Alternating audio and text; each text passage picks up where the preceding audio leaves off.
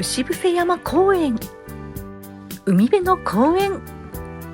今日は波が高い。青空、海へ続く突端へ。風が強く、白波が立ってる。奥駿河湾を懐に抱く牛臥山の南側の臨海地。牛臥山は江戸時代までは島だったそう。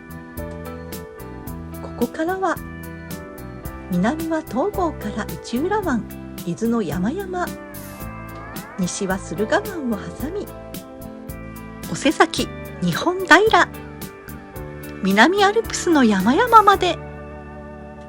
海風に波の音、気持ちいい。